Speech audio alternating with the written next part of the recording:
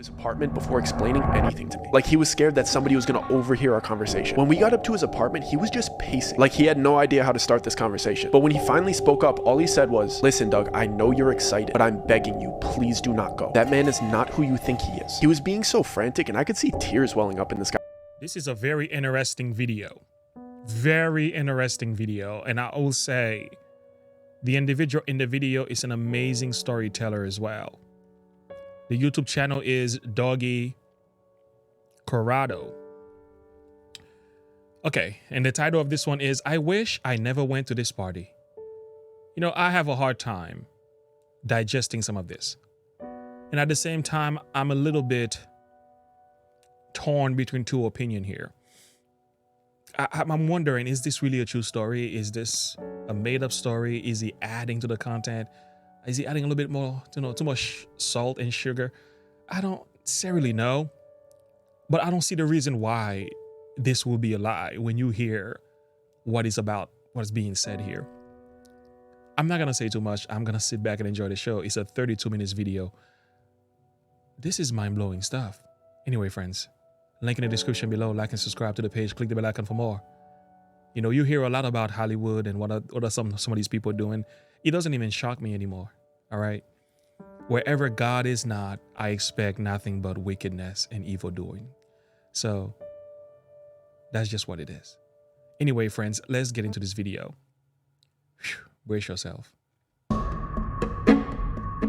So this story is the reason I stopped making content for 5 years. You guys remember when all those Vine stars and skit Instagrammers moved to LA in like 2015-ish? So I wasn't a huge creator at the time, but I was there and around it all as all of that stuff was happening. I moved from Chicago to LA 3 weeks after high school with like $2,000 in my pocket that I saved up working at Steak and Shake with this other aspiring creator named David. I was much more into editing and being behind the camera at that time, and he was much more into Vine and vlogs and being on camera. That time of our lives was absolutely crazy. Everybody was broke, posting anything we could onto YouTube to get some attention. I happened to get a spot at the now notorious 1600 Vine apartments, and David got a spot a little bit closer to USC. Everyone was collaborating with everyone, and it was the era of clickbait YouTube. And to be honest, it was extremely fun for the first few months, until Hollywood started to notice that influencers were the next big thing, and that the landscape of the industry was changing. And we started to get invited to more exclusive parties and events, where it seemed as if old Hollywood was almost grooming new Hollywood. And there was rumors of this one gathering that was happening on a monthly basis, where it seemed like anybody that got invited saw a massive jump in their numbers, secured huge brand deals right after attending. But apparently this gathering worked on a buddy system. Someone had to vouch for you and bring you as a guest. And by blind luck, me and David ended up getting invited. Some talent agents saw me and David shoot a silly skit at a random party. He didn't invite us that second, he just told us that he saw something special in us and took our contact information. And listen, people do that all the time in LA, but this guy had a different feel to him. He wasn't trying to convince us he had connections or hype himself up like everybody else does. He was just super calm and had a sharp way of speaking that demanded respect. He was extremely brief, and after getting our numbers, he just said, "Look out for the invite," and walked away. And this is where it gets weird. I never gave this guy my address, I only gave him my number. But I ended up getting an invitation by letter. And at the time, I thought that that was so cool. But in retrospect, as an adult looking back at it, that alone was a huge violation of privacy and a major red flag. But at the time, when I tell you I was absolutely buzzing with excitement. When I got it, the letter was so extravagant and detailed. It was gold with black and red lettering that read something like, "Your talents have been noted, your name has been endorsed, and I'll never forget this part. The dreams you have been chasing are a night away through the seventh heaven."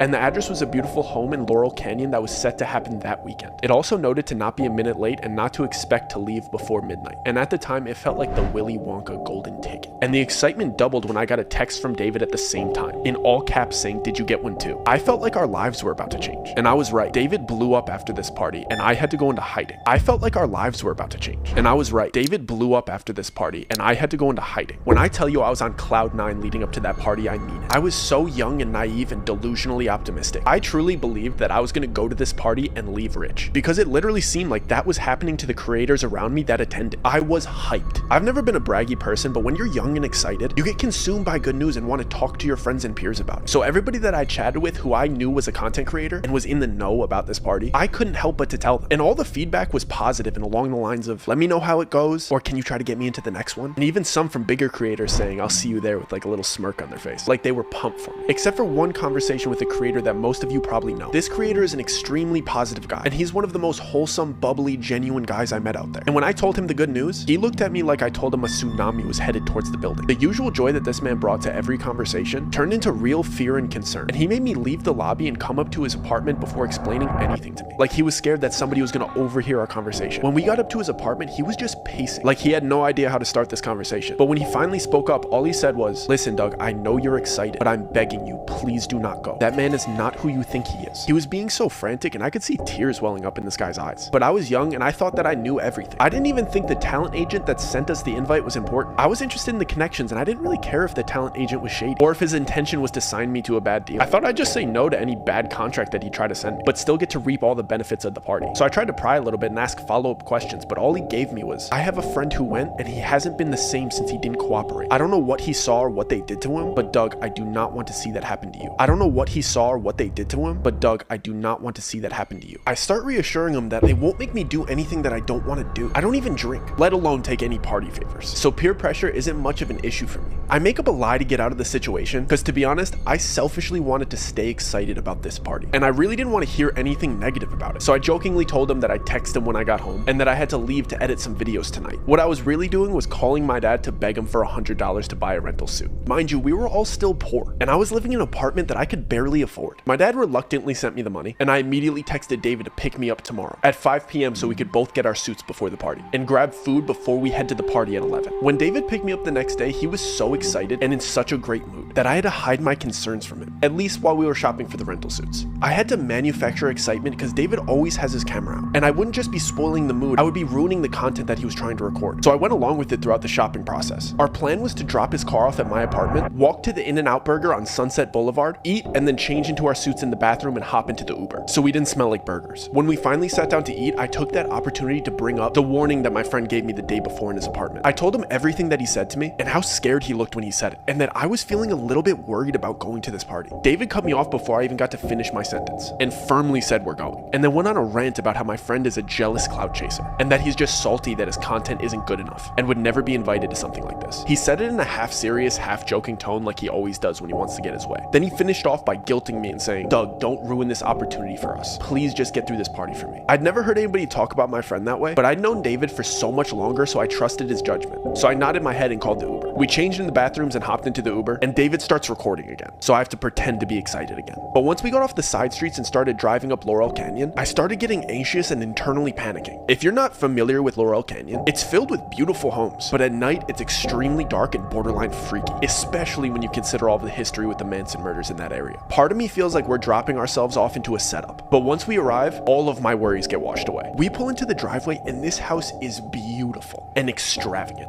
and everyone waiting in line to walk in is smiling and laughing and friendly. So I get excited again. At the door, they take our phones and have us sign an NDA, which isn't uncommon in house parties like this in LA. And they give us a mask and a name tag with funny aliases. My mask looked like a bear, and David's looked like a bird. My alias was Stardust, which David got a crack out of, and his was Banshee. We enter what you could call like the lobby of the house, and as we're walking in, the apparent host of the party starts giving a speech. This man is very eccentric and outspoken, and he's got the cadence of a late night show host, and I spot the agent that invited us standing right behind him. The speech was basically just encouraging everybody to have fun and explaining the itinerary of the night. Apparently this was a themed room party, and all of the guests were instructed to move to the next room whenever the grandfather clock chimed. He wrapped up his speech with some cheeky joke, and then one line that still irks me to this day. He said, "Have fun now. Our descent starts at midnight." I tried to give David the eyes that I didn't like where this party was going. This type of behavior from people that I saw as adults made me extremely uncomfortable. The moment the host wrapped up his speech, a couple of workers came out of the doorway. They were holding a couple sets of long poles. All of a sudden, music started playing, and everybody seemed like they knew what was going on. So I just went along with it. So I guess these parties start off with a big game of limbo. It's funny seeing people dressed so nicely playing a silly child's game, but it's even weirder seeing A-list celebrities being so excited to play. Because everybody had masks on, but when somebody that you grew up watching in movies walks by you with a quarter of their face covered, you still know it's them. I was amazed with how inviting and willing to introduce themselves these people.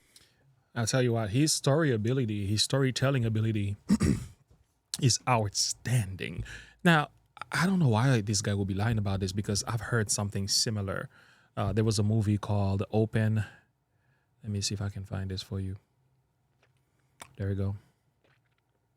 Eyes Wide Shut. So it seems like a lot of the scenes that he's describing is very similar to what is in that movie with Tom Cruise, and there's a whole lot of stuff behind that story. It does reveal a number of facts that I think are very much parallel to what he's sharing here. But yeah, let's keep listening. This stuff is creepy, but I don't see why this man is lying. And again, Hollywood, Holly weird. Why should anybody be shocked, right? Let's keep going. People were. I was expecting at least an undertone of uppityness in there, but it seemed like everybody was involving everybody in conversation, and they were frequently introducing themselves to me with their alias, of course. The only thing weird about it was something that I didn't notice until the third person did it. When they shook my hand, they pressed their thumb into the soft part between my thumb and my pointer finger, and I only recognized the pattern because the third guy gave me a big smile and said, "This must be your first time here." In retrospect, this should have alarmed me, but it seemed like they got friendlier when they realized that it was my first time here, so I didn't really think anything of it. But before I got to ask any follow-up questions about this odd handshake, the first grandfather clock chime went off, and everybody excitedly rushed into the second room. When I finally got in there, I was taken aback by the dramatic decor change. Everything in this room was different shades of blue. The music was romantic, and all the furniture was cabana beds and love seats. I stood there for a second trying to realize what was different, but I couldn't put my finger on it until some girl walked by and caressed my shoulder in a really flirty manner. The decor changed, but the way everybody was acting was drastically different. Before, everybody seemed to be outgoing and inviting and friendly, but the second they stepped foot into this room, they became touchy, flirty, and suggestive. I was only 19 at the time, so this type of behavior from people that I saw as adults made me extremely uncomfortable, especially when I saw that the cabana beds had curtains that you could close for privacy. So this is like a party that is grooming you from one stage to another. They're prepping you for something. This is actually, it's well thought out. It's a form of psychological warfare.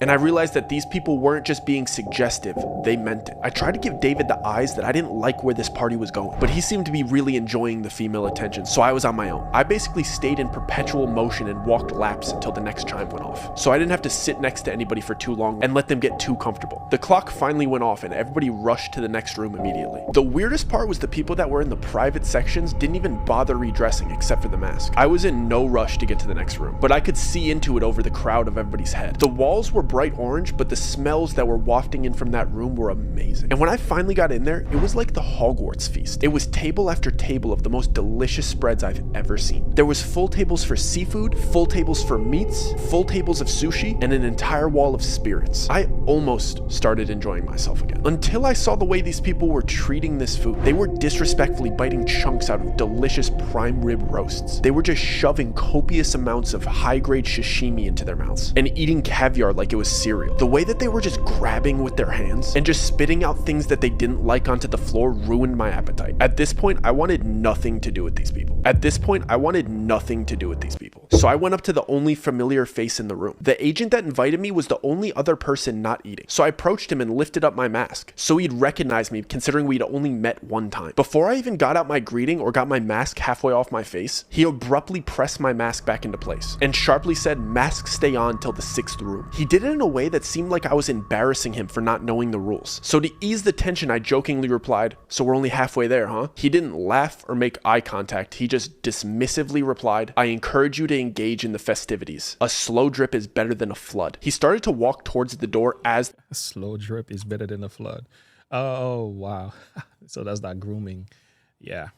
Slow drip. Yeah, we're going to get you there. That is crazy.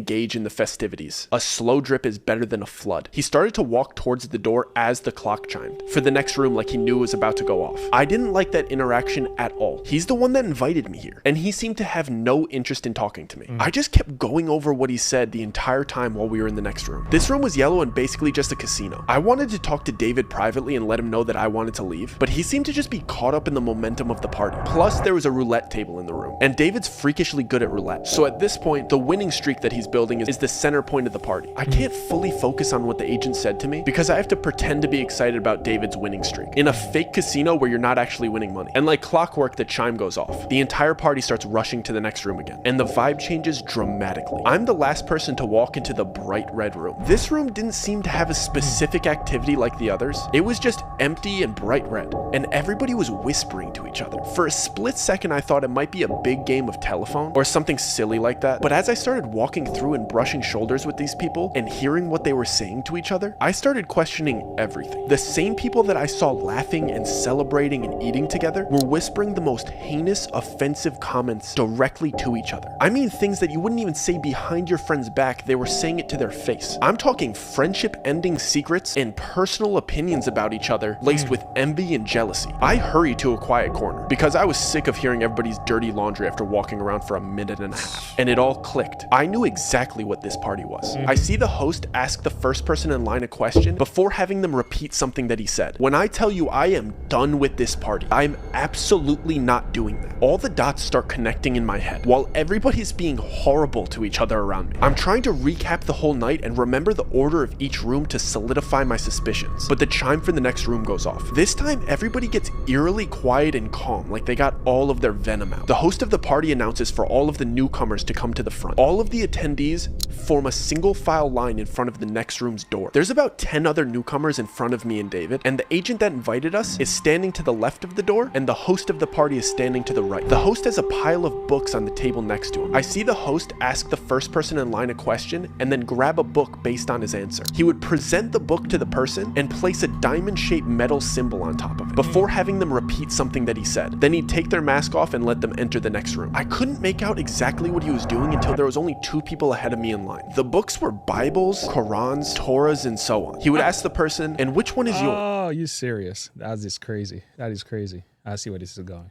Whichever they chose, he'd grab it and place the metal symbol on top of it. He'd have you put your hand on top of the metal symbol and then repeat, "I am my own God. I bow to nobody but myself." Yeah, it's a denial of your faith. It's a denial of your faith. Oh, this is creepy, man. This is so weird. I tell you I am done with this party. And I whip my head around and I tell David I am absolutely not doing that. David whispered back in a joking tone like he always does. "Dude, it's just a party. Who cares? I'll see you in the next room." And he skipped me in line to show me that he'd do it first to make me feel more comfortable. He went through with it and giggled his way into the next room. It was my turn, so I tried to play it cool and whisper to the host, "Do you mind if I skip this part? It's making me a little bit uncomfortable." I thought he'd subtly break character and reassure me that this is just a party theme and it's all good. Instead, he whispered back to me in a really kind tone, "Of course, man, don't worry about it. Just take your mask off and turn around." I was relieved for about a split second before the agent that invited me here grabbed my arm and started guiding me towards the exit. And I see that everybody that was behind me in line staring at me straight-faced. I look back at the host and he's standing up and loudly shouts like he's starting a chant. The price was not paid. And then everybody in line that was staring at me chants in unison like they knew exactly what to do. "Remove the profane." And they repeat it over and over until I'm through the exit door. "The price was not paid. Remove the profane. The price was not paid. Remove the profane." So the agent just walks me to the closest door. He doesn't even walk me to the front of the party and out the front door. He just puts me out into the backyard. It's 4 a.m. My friend's still inside. I don't have my phone. So I decide to walk around the right side of the house because that's where all of the party attendees were kind of headed. Let me see if I could peek in and maybe flag down David to let him know I got kicked out. And there's some windows to the next room. But of course these windows are like big church stained glass windows. And you can't really see through stained glass windows like the colored ones. But if you go really, really close and you look through the white parts, you could kind of see clearly what is on the inside. And this room is like a bizarre church replica without all of the seating. It's just a big church-like room. And all of the people that were in there had their masks off. And it was like a big circle and it almost looked like an initiation. And all of these celebrities are standing around in a circle around the other 9 new people. It was 10 excluding me. And there was big TV grade cameras recording, and it looked like the group of celebrities and everybody else that was there was kind of cheering them on, but then there was clearly people in there that were much more serious and kind of threatening, and the 10 new people were in the middle of this room being forced to do horrible things that I wish I could unsee. And the new people clearly didn't want to do these things. They were being forced to do these things. And they were clearly recording it. And I see my friend being forced to do these horrible things in front of these people and in front of these cameras. I just start panicking. I don't know what to do. So in my head, I'm like, I just need to get out of here. So I start speed walking to the front of the house. And I'm thinking, I need to get out of this gate. There's only one street. We're on Laurel Canyon. So it's either I go left and start running towards Studio City, or I go right and start running towards West Hollywood. I'm not about to go knock on other people's doors. I'm just trying to get back to civilization. And I'm trying to remember if we're closer to Studio City or if we're closer to West Hollywood. I don't even know. As I get to the front of the house, one of the employees is standing there, and he's standing in front of a car and he has my phone. I'm not sure if he knows that I just saw everything. So I'm kind of standing standing there deer in headlights, but he just politely goes, here's your phone and here's your ride. Don't worry, the driver will take you home. So I take my phone and I sit in the car and I'm trying to gauge to see if this driver has any malicious intent, but he doesn't seem to. And within the first 3 minutes, I know that they don't think I saw anything. They were just getting my stuff prepared and my car prepared to take me home, because they're under the impression that I didn't see anything too bad. And I got kicked out before any horrible things started happening to people inside of this party. So I get in the car and I'm checking my phone. My phone was fully charged when I got here, so I don't know what they did, but my phone won't turn on. I have to sit through this 30-minute car ride. One of my best friends is back at this party getting mistreated and recorded doing horrible things, and I can't tell anybody. So I get through this 30-minute horrible, suspense-filled car. It's like one of those PDD parties, right? The kind of parties where somebody's always recording what you're doing, and the worst stuff happens at midnight. It has to be midnight, right? Time for devil's worship. Lord have mercy. Car ride, thinking about all of the people that were so nice to me inside of this party, and the whole intent of this party was to butter me up to get me to do these horrible things. And when I finally get back to my apartment, I run upstairs, I plug my phone into the charger, and the first texts that come through are from my friend Joe. And I completely forgot that my friend Joe was coming to visit me. He was coming on a little mini vacation, and I was gonna play tour guide and show him around the city. So now I'm thinking I only have like 4.5 hours to sleep before I have to go pick up my friend from the airport, and I still don't know if my other friend is okay. So I'm blowing up David's phone because he's still at this party, but I set a timer so I get to the airport to pick up my other friend. So I barely get any sleep. I drive to LAX to go pick up Joe, and I drive him back to my apartment. And when I'm coming back into my apartment, David's in the lobby and he's talking to some other big creators, like bouncing video ideas. It's like 9:30, 10 a.m. at this point, so we're just kind of having coffee by the cafe and chatting. I tell Joe to go upstairs to my apartment and drop off his luggage, and I go ask David if I could talk to him really quick. I'm clearly very distressed, and he's being very jokey with me, and he doesn't seem like anything bad happened, and he's just kind of making fun of me for getting kicked out of the party. I'm just letting him talk for a little bit, and I finally tell him I was looking in through the next window. I saw what they made him do, and I was just asking him if he's okay. And the second I said that, he immediately switched on me, and he started damn near cussing me out and saying friendship-ending things, and his eyes turned from happy and giddy to filled with almost fear and a little bit of betrayal. When he stormed off, he pulled out his phone and he was calling somebody as if he was like reporting something back to them. I immediately start freaking out. I assume that he's telling them that I saw what they did, and now I have my friend upstairs who thinks he's just on vacation when I just saw hyper successful rich people doing unspeakable acts, and they have all of the resources to come after me. They know where I live, and David isn't even on my side because the dirt that they have on him now. I have to So I understand why he has to be discreet in his description, because you know, kind of like you might get the Donald Trump treatment, you know, because just completely bankrupt you. And even if you win the case, by the time they done squeeze you, again, you are killed by many cuts, right? So he can't say the names of the people that he saw. He has to be somewhat discreet. He has to speak in this way. And you and I have to put the puzzle pieces together. I don't think he's lying. I don't think he's telling 100% truth either. I think there are some, a little bit of salt and sugar added to this story. But he's an amazing storyteller. But I think what he's describing here is definitely an experience that he might have had in his life. This stuff is serious, man.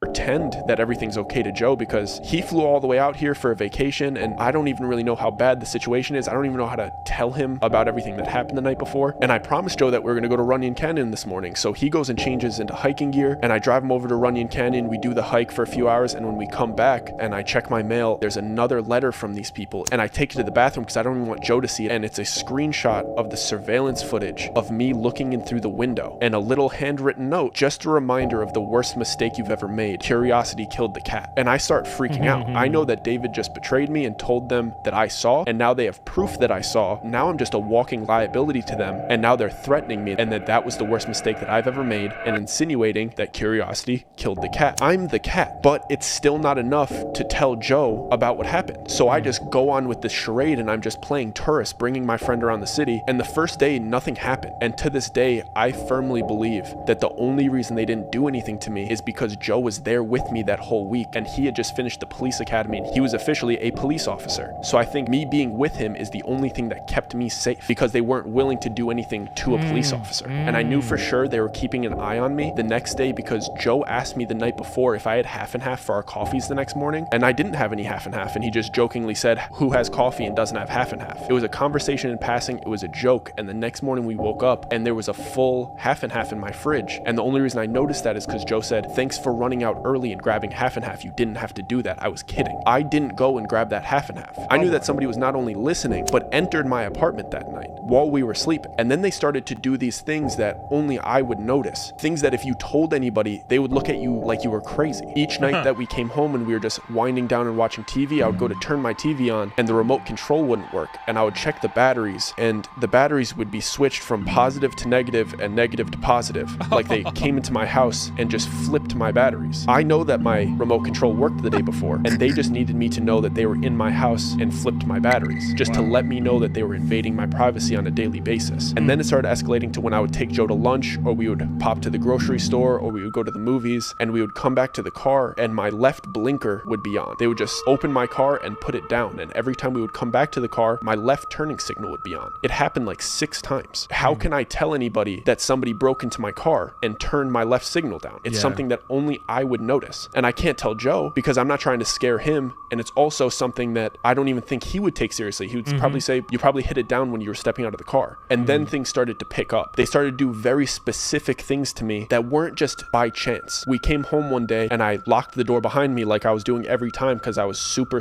paranoid. My apartment door lock just locked swiftly. My apartment door lock doesn't lock swiftly. I would have to like press into it and jiggle it and force it to lock. And it's been like that since I moved in. And it had this sharp little nub on the front that I would feel with my thumb every single day. And one of the days we came home and it just smoothly locked and the nub wasn't there. So they were letting me know that I can't even lock them out. But how do I tell anybody that they're doing this to me? Because they would just say the apartment was probably aware of it and changed it. And I still wasn't able to tell Joe because I would think that he would come to the same conclusion. But then the next day we go to the car to go to breakfast and we get into my old car that I've had for 5 or 6 years at the time. And I grab my gear shifter and I go to pull it into reverse and it smoothly goes from park to reverse. And my gear shifter doesn't smoothly go from park to reverse. You have to wiggle it in a certain way. You have to press the button with your thumb in a certain way to get it into reverse. These are very impressive details he's sharing here. And for me, I can actually understand this because when I come downstairs in the basement, I can tell who touched who did.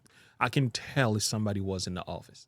I'm like, I can look at behind me in the book and I'm like, in the bookshelves, I'm like, okay, this wasn't here. This was touched. This was moved. I can tell.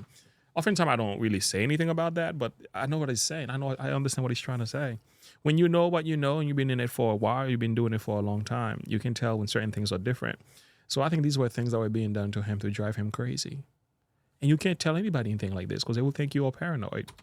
I only know this because I drove this car every single day for 5 years, and this gear shifter is pretty much broken. It's an old car. And that morning I got into my car and it smoothly went from park to reverse, and the wooden finish on the gear shifter was different. Mine had scratches on it and this one was brand new. So they were telling me not only are they able to just break into my car and turn the left signal down, they're also willing to manipulate my car. Now I know for sure Joe isn't safe either, and me not telling him these things puts him into danger because I'm driving him around in this car. And if they could change my gear shifter, why wouldn't they be able to cut my brakes? So I basically just break down and I have to tell Joe everything from start to finish about this weird party with this weird agent and the little things that I've been noticing all week, and that this was the last straw. And Joe believed me because we used to drive around in my car together all of the time, and sometimes he would drive my car, and he made me promise that I did not get that fixed. The gear shifter was still broken yesterday and it's fixed today, and I didn't do that. So that won him over, and he basically said, we need to get out of here. It shook him too. He didn't like the idea of these people in the house. When I told him I didn't get the half and half, when I told him all of these things that were adding up over the last couple days, it freaked him out. And he's like, bro, we got to go back to your apartment. We got to get your stuff. We got to get you out of here. Then my entire world is shattering. I moved out here and all of these things were going great for me, and I had a place and I had friends and I didn't want to leave. Maybe the stuff will die out. I'll be able to work with other people. It's going to be okay. I don't want to just leave my apartment, leave all my stuff. But Joe insisted that we went back to my apartment to grab his stuff and mine and then go stay at a motel before he leaves the next day. And when we got to my apartment, David was in the lobby with other creators by the cafe again, and I went up to him. I didn't really have any idea about what I was going to say to him. All he did was hand me a coffee, ignore everything that I said, and walk away. But then when I looked at the coffee, it had a little napkin wrapped around it. I saw that something was written in Sharpie on the napkin. It said, "I'm so sorry. You have to leave tomorrow with him, otherwise it's me and you." And I went upstairs and I packed a couple backpacks and I left LA the next morning with my friend and I never went back. Joe and I rushed out of that city as fast as we could. I packed as much of my stuff as I could and we just started driving. We were both genuinely scared for our safety at that point. So we decided to skip Joe's scheduled flight and just drive to Las Vegas. And then we were just gonna fly home from there. There was something that just felt comforting about being out of the state. Not to mention Joe wanted a real briefing about what went down, because I had just basically told him the cliff notes and begged him to believe me so that we could pick up and leave as soon as possible. For the first 2 hours of the drive, we primarily kept our heads on a swivel and just made sure that we didn't take any wrong turns to further extend this trip. There were a few cars that made me feel like we were being followed, but it was just my paranoia enhancing an A-type personality driver into a stalker. Once we were out of California state lines and into Nevada, we could both finally exhale. I felt real relief wash over me for the first time since I got kicked out of that party. We stopped about 15 minutes into Nevada at a pit stop. We used their Wi-Fi to book a hotel for Vegas that night, along with the plane tickets for the next morning. Once we had our escape plan fully booked, Joe just started laughing and I couldn't help but just start laughing too. We shared a lot of crazy stories growing up and we always seemed to find ourselves in sticky situations together. So it was just hilarious that his fun trip to visit me turned into this. It felt really good to laugh about it because it made me feel like it was finally over. We got back into the car to continue our drive and Joe playfully said, "So you have 1 hour to explain to me why we're fleeing Los Angeles over some half and half and a gear shifter before we get to Vegas and we make this trip worth it." I realized how bizarre this whole situation must have looked from his perspective. He flew in for a fun vacation and arrived to see his friend in a crisis. As I started to explain to him the series of events, things really started to click for me, especially with his input as a police officer. I'm going to recap some of the events that I had already explained, but with the conclusions that we came to together. Clearly, the man that invited us to the party was a predator, and we were just perfect targets for him. We were young kids with enough of a following on socials to influence all of the other young creators in the area. We had just made a major change in our life by moving across the country, and we were completely isolated from our families who we could consult with about important decision making. And we were in a bad financial situation because at the time, just having a following on the internet didn't equal revenue. We were perfect targets to be indoctrined into a system where they could have full control over our budding careers. And apparently that's exactly what cult-like communities look for potential members. Not to mention, we were in LA trying to make a career in entertainment, and it seemed like they held the key to our dreams. As I was explaining to Joe the invitation and how it showed up to my house, we came to the conclusion that this guy approaching us at that party was not a coincidence. He had to have been scouting us prior to the time that I thought that we just met by chance. The party itself was a trap as well. When I finally had the chance to process what he said to me about the slow drip is better than a flood, it really started to make sense. Each room was designed to slowly introduce you into giving into temptation and sin. Everybody there being so nice and inviting was clearly on purpose. Seeing all of these people that you've looked up to for years indulging in these temptations of each room and inviting you to join in with them is perfect peer pressure. You don't want to let your idols down, so you voluntarily engage in an activity in each room that just gets progressively worse and worse. And of course they start with flirtiness and overeating delicious food. And of course spirits, because those things are so easy to give into. But the temptations of the night keep getting worse as you go on. He wanted me to feel the slow drip, so when it was time to commit the heinous acts of the 6th room, it didn't feel like a flood. It's clear why they kicked me out when they did. I wasn't indulging the way everybody else had. And when it came to the time to defame my religion, it was the last straw. Most people, like myself, would think it was just part of the party theme. But to them, it's the test to see if you're broken down enough to defame your religion for the fun of the party. That's why the 6th room was the flood. It was dramatically worse than the rooms that I had experienced. And the only way somebody would give into the peer pressure to do what they were doing in that room is them being primed to do so with everything that happened before and had just spoken the words that they're not God-fearing. I realized that the people that would go to that party didn't just blow up overnight because of the power of that little cultish group. They scouted young creators like myself and David, who they believed were going to blow up regardless of their help, and get them to commit heinous acts on camera. So when they did eventually blow up, they had the perfect blackmail on them to control. They would try to get to you early, so before you were making money independently, so that they could control you. Because if you were already established and wealthy, why would you even care about going to a party like this? You just don't care. It's too late for them to infiltrate your life. Do they help you with big collaborations? Yeah, but these collaborations are built off of fear and trauma. That's how they keep their group so tight. You can't get into this group unless you also do these horrible things. They kicked me out and let me leave because they thought I actually didn't see anything too bad. From the outside outside Yeah. perspective, I had just gone to a cool A-list party in a beautiful home filled with beautiful people and amazing food. I couldn't say anything bad about it publicly without sounding bitter that I got kicked out. That's how groups like this need to operate. From the outside looking in, it has to look amazing and wonderful to be a part of. From the inside, they need blackmail that's so bad on you that you can never speak out against it without getting your reputation destroyed. It made sense why they went after me the way they did. They need to do things to me that only I would notice because they couldn't be seen openly harassing me. It would make them look bad. So they had to infiltrate my privacy and scare me secretly. I still don't know how far they would have gone to get me to leave the city. If they would get violent or try to get me to fall victim to an accident. But they wanted to scare me out of the city. And I thought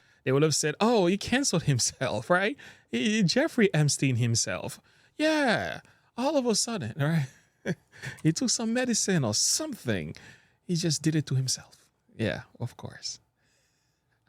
if they would get violent or try to get me to fall victim to an accident. But they wanted to scare me out of the city. And I thought back to my very kind friend that warned me about this party and how secretive he was being about how much he knew about it. He couldn't just openly say how weird those people were because it would make him a target. He just knew that if he kindly declined their offers and acted like he knew nothing about them, he could go about pursuing his career unbothered. And it really made sense why they would target potential big creators as well. Because if the kid with the most clout is a part of this group and the only way to collaborate with him was to go through the same indoctrination, they would be able to control an entire generation of creators. To be honest, they're very good at what they do. There was a clear system that they followed, and the way that they approached harassing me out of the city, it was done at a professional level. Joe told me that it's called gang stalking, and that most of the time it actually— Wait, what is it called?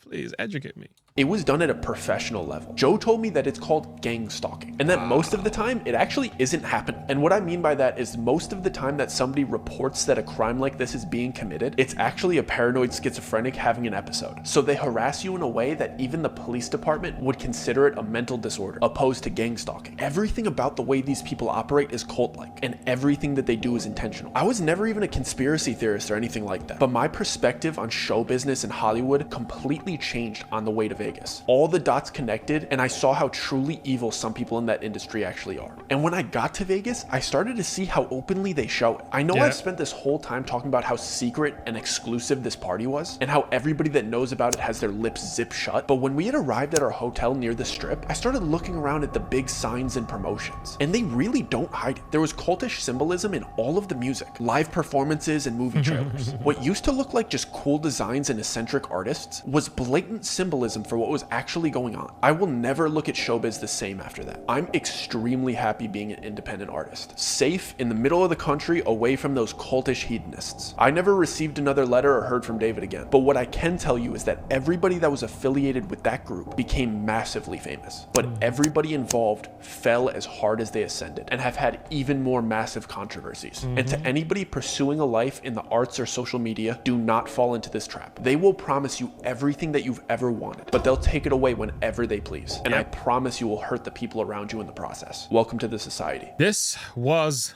amazing. Amazing story telling.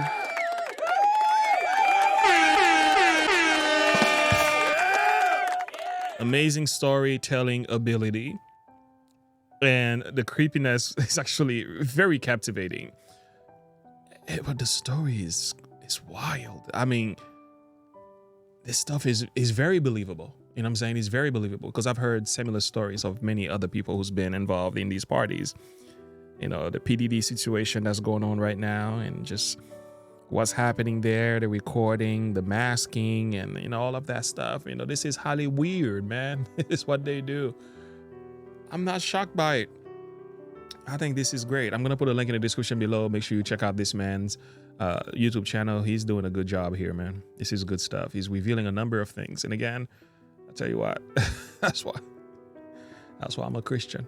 You can avoid all of this by following Jesus because he will keep you away from all this wickedness. We are told in 1 Timothy chapter 6, verse 5, perverse disputing of men of corrupt minds, destitute of the truth, supposing that gain is godliness. Do you see where this stuff starts? It starts right here. It's all about what you can get. It's all about the success, right? It's all about notoriety. Well, there is a catch. It says, from such withdraw yourself. So the scripture tells us that. Withdraw yourself from people who always think about gaining as if this is what life is all about. He went on to say that godliness with contentment is great gain. For we have brought nothing into this world, and as it is certain we can carry nothing out. So behind all these crazy, wild stuff that people are doing is greed. It's a desire to be successful, a desire to be great. Even Jeremiah says, seeketh thou great things for thyself? Seek them not. And God is calling us to live a life of humility. Do not go for the big stars and the big names. It's okay to build your kingdom. It's okay to rise to the top, but do it genetically. Do it with hard work. Do it with consistency. Don't rely on these systems. It went on to say, having food and raiment, let us be therewith content. There, it says, they that will be rich in this world fall into temptation and a snare. This is it. Into many foolish and hurtful lust. There goes the hurtful lust. That's what was happening in these rooms. Hurtful lust. He went on to say, which drown men down in destruction and perdition. A lot of the time they cancel themselves, right? They Jeffrey Epstein themselves. Why? Because the hurtful lust and the foolishness and the blackmail and the controlling, it's like the slavery mentality is so bad that some of these people can't live. They need help. They need salvation. They need the cross. They need Christ. They need grace. They need deliverance, friends, but they are stuck. He went on to say, for the love of money is the root of all evil, which whilst some coveted after, they've erred from the faith and pierced themselves through with many sorrows. Friends, this is what's going on here. And this is what the Bible says, O thou man of God, flee these things. Follow after righteousness, goodness, faith, love, patience, meekness. What are we supposed to do? Fight the good fight of faith. Lay hold unto eternal life, whereunto thou art also called and have professed a good profession before many witnesses. I tell you what, much more could be said about this, but I'll tell you something. You need Jesus, or else you're in trouble. Because these parties, you don't want to get caught up in this, man. The stuff he's describing here, you do not want to get caught up in it. And I'll tell you something. As a child of God, a man of God, a believer in Jesus, if you have faith in God, he will keep you away from this. Because you're going to have the discernment. Actually, they won't even invite you. They won't even invite you. Because when they come knocking at the door, Jesus will answer the door and they will say, wrong house. Wrong house. Anyway, friends, thank you so much for listening. God bless you. And I think this was amazing. Like and subscribe to the page. Click the bell icon for more. How do you feel about this? Do you think he's telling the truth? Do you think he's adding a little bit to the story? Do you think he's 100% correct? And do you think these things are real? Do you believe that these things are happening? As for me, Hollywood is Holly weird. It's like there's nothing new under the sun. I mean, wherever the Spirit of God is not, I expect nothing but evildoers and wickedness and wretchedness. I am not shocked by this. All right, friends. Until next time, have a good one. Bye.